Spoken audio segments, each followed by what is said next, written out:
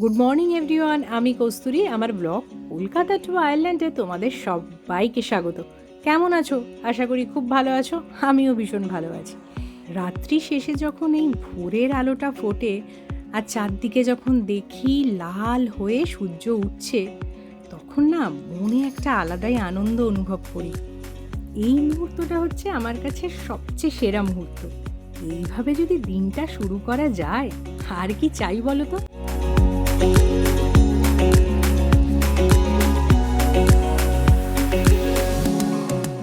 রবিবারের সকাল আর কর্তাগিন্নি নিচে এসে একটু বাইরেটা উপভোগ করছি। আজকে কিন্তু বেশ ক্লিয়ার স্কাই আছে, তার মানে ঠান্ডাটা জমিয়ে পড়বে।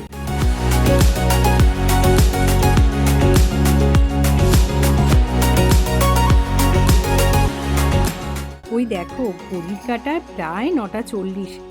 এর মধ্যে আমি বসিয়ে ফেলেছি আমার জলখাবার। আজকে ইচ্ছা করছে একটু ম্যাগি খেতে। দেখবে এই ঠান্ডার সময় না ম্যাগি খেতে আমাদের কিন্তু বেশ লাগে। আমার ম্যাগিটা তৈরি আর আমি এখন খেতে বসে পড়েছি। আজকে আর সময় নষ্ট করে লাভ নেই, কারণ অনেক কাজ। আর আজকে আমাদের কিন্তু একটা জায়গায় যাওয়ারও আছে, একটা দাদার বাড়িতে। চলো তোমরা দেখতে থাকো আজকে আমরা সারাদিন কি করছি। আমি এখন ঢুকে পড়েছি আমার হেসেলে। করব হচ্ছে চিকেন রেজালা। তা তাড়াতাড়ি হয়ে যাবে, বেশি কিছু উপকরণ লাগছেও না। ওই একটু এলাচ আর একটু দারচিনি আর জয়িত্রী, আর নিয়ে নিয়েছি একটু আমন্ড, রসুন, আদা, লঙ্কা। এটাকে আগে ফার্স্ট পেস্ট করে নেব, আর পেঁয়াজটা কিন্তু আমি পরে অ্যাড করব। এই দেখো, পেস্ট রেডি। এবার আমি কড়াইটা গরম করে তাতে 1 চামচ ঘি আর একটু সাদা তেল দিয়ে নিয়েছি। তারপরে ওই যে কেটে রাখা পেঁয়াজগুলোকে দিয়ে প্রথমে একটু ভাজা ভাজা করে নিতে হবে। ভাজা ভাজা হয়ে গেলে ম্যারিনেটেড চিকেনটা আমি দিয়ে দিয়েছি। তারপরে ওই আমার পেস্ট যেটা করা ছিল সেটাকে দিয়ে ভালো করে একটু ওই মিনিট 5 থেকে 6 একটু নাড়াচাড়া করে নিয়েছি। তারপর আমি আমার স্বাদ মতন একটু নুন অ্যাড করেছিলাম। তারপরে নুন অ্যাড করার পর আমি দিয়েছিলাম হচ্ছে আমার বাড়িতে একটা রেজালা মশলা ছিল, সেটাই দিয়েছিলাম। দেখবে এরকম বাজারে বিভিন্ন কোম্পানির রেজালার মশলা পাওয়াই যায় কিনতে রেডিমেড, তো সেটাই ইউজ করতে পারো। তাতে কিন্তু স্বাদটা মন্দ হবে না, বেশ ভালোই লাগবে, তোমার খাটনিও কমে গেল। ব্যাস, মশলা রেডি। আমি ওই মশলাটা অ্যাড করে ভালো করে নাড়াচাড়া করে ঢেকে রেখেছিলাম। ওই ঢেকে রেখেছিলাম মিনিট 5 মতন। তারপরে দেখলাম ঢাকনা সরিয়ে মোটামুটি প্রায় কষে এসছে। তখন আমি অ্যাড করেছিলাম একটু টক দই, কারণ টক দই কিন্তু দিতেই হবে, তাহলে কিন্তু গ্রেভিটা বেশ একটা জাম্পেশ কিন্তু হবে না। তো আমি একটু টক দই অ্যাড করেছিলাম, আবার অ্যাড করে ঢেকে দিয়েছিলাম। তারপরে কিছুক্ষণ ঢেকে হতে দিয়ে যখন এই ধরো 7-8 মিনিটের বাদে খুলবে, তখন দেখবে একদম পুরো তেল ছেড়ে দিয়েছে। তখন একটু কাঁচা লঙ্কা চিড়ে দেবে, তাহলে কিন্তু বেশ সুন্দর একটা গন্ধও আসে আর খেতেও ভালো লাগে।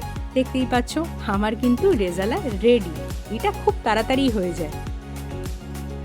রেজালা তো কমপ্লিট, তার সাথে আজকে খেতে ইচ্ছা করছে একটু লেমন রাইস। সেই জন্য চটপট লেমন রাইস করতে চলে এসেছি। লেমন রাইস করতে বেশি তেমন কিছু উপকরণ লাগে না। ওই একটু সাদা তেল গরম হয়ে গেলে তাতে একটু সর্ষে, উড়দ ডাল, চানা ডাল, কারি পাতা, শুকনো লঙ্কা আর একটু বাদাম দিয়ে ভাজা ভাজা করে তারপরে একটু হলুদ অ্যাড করতে হবে। হলুদ অ্যাড করে ভালো করে মিশিয়ে নিয়ে তেলের মধ্যে তারপর আমি দিয়েছিলাম ওই আমার কাছে যে পাতিলেবু ছিল সেই পাতিলেবুর রস দিয়েছিলাম। ওই একটা পাতিলেবুর রস দিলে এনাফ হয়ে যাবে তোমাদের। তারপর আগের থেকে সেদ্ধ করে রাখা যেই ভাতটা ছিল সেটা অ্যাড করে সামান্য পরিমাণ মতন একটু নুন দিয়ে ভালো করে মিশিয়ে নিয়েছিলাম। ব্যাস, আমার লেমন রাইস কিন্তু তৈরি। এটা একটা খুব ইজি রেসিপি, আমার তো খুব ভালো লাগে এই লেমন রাইসটা। দেখবে মাঝে মাঝে না ওই টক টক হলে বেশ ভালো লাগে, আর তার সঙ্গে ওই ঝাল ঝাল চিকেন রেজালা, একদম জমে যাবে ব্যাপারটা।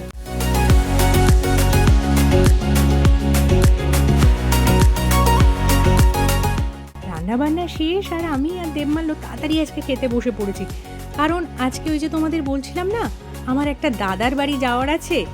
দাদা আর বৌদি আর তাদের একটা ছোট্ট মিষ্টি মেয়ে আছে তাদের বাড়িতে। আজকে আমি ওদের জন্য একটু করে নিয়ে যাচ্ছি পাটিসাপটা। দাদা বৌদি খুব পাটিসাপটা খেতে ভালোবাসে, তাই একটু পাটিসাপটা করবো। তার জন্য একটু পাটিসাপটার ভেতরে পুর দেবো বলে একটু ক্ষীরটা তৈরি করে নিচ্ছি। ব্যাটারটা আগের থেকে আমার গোলাই ছিল, সেই জন্যে তাড়াতাড়ি হয়ে যাবে, জাস্ট ওই করতে যতক্ষণ সময় লাগবে। পাটিসাপটা বলে কথা, যখনই পাটিসাপটা ওল্টাই আমি তখনই মনে মনে ঠাকুরের নাম করতে থাকি, ঠাকুর যেন ঠিকঠাক করে সব পারফেক্টলি হয়। ওই দেখো পাটিসাপটা রেডি, চলো এবার তাড়াতাড়ি রেডি হয়ে নিই। এখন প্রায় বিকেল 5:30, আমি আর দেবমাল্য রেডি হয়ে যাচ্ছি, রওনা দিয়েছি দাদার বাড়ির উদ্দেশ্যে। চলো তোমাদেরকেও আমাদের সঙ্গে করে নিয়ে যাই, আর ওদের এই মিষ্টি পরিবারের সাথে তোমাদেরও আলাপ করিয়ে দিই।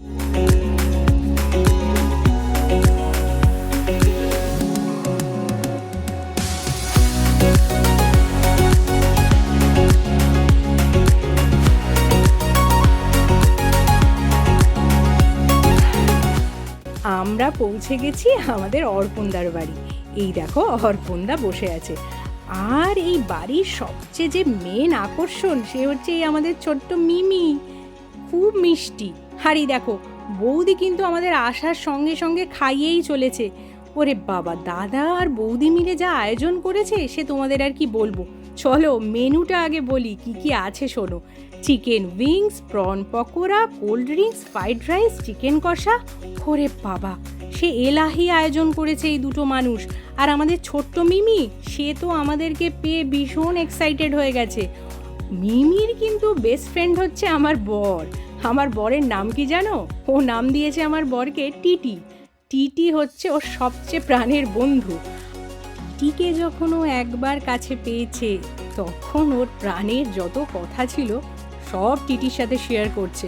আর টিটি কিন্তু এদিকে খেতে খুব ব্যস্ত। ওরে বাবা, আর কি বলবো গো, রান্নাগুলো এত সুন্দর করেছে দাদা আর বৌদি মিলে, ফাটাফাটি রান্না, অসম্ভব ভালো আয়োজন করেছিল। অনেক দিন পর ওদের বাড়িতে গিয়ে এত ভালো লাগছে, আর এত আন্তরিকতা ওদের, মানে সেটা সত্যি আর ভাষায় প্রকাশ করা যাচ্ছে না। খুব ভালো একটা সন্ধে কাটলো। থ্যাংক ইউ অর্পণদা আর সায়নী বৌদি। আর আমাদের মিমির জন্য রইল অনেক ভালোবাসা। আমরা যখন চলে আসছিলাম মিমির কিন্তু খুব মনটা খারাপ হয়ে গেছিল। এই যে দেখতে পাচ্ছ তোমরা, এত কথা বলছে আমাদের সাথে, এত মজা করছে। আমরা যখন চলে আসছি তখন দেখি চোখে জল। কথা দিয়ে আসতে হয়েছে খুব শিগগিরই আবার দেখা হবে। এই না হলে বাচ্চা বলো, শিশুরা কিন্তু কত চট করে আমাদেরকে আপন করে নিতে পারে বলো। সেই জন্যেই বলে তো শিশুর মধ্যেই ভগবান বাস করে, সত্যিই তাই। চলো আজকে তাহলে আমি আমার বকবক এখানেই শেষ করছি। তোমরা সবাই খুব ভালো থেকো। খুব শিগগিরই নতুন আর একটা ব্লগ নিয়ে তোমাদের সামনে হাজির হব। ততক্ষণের জন্য টাটা।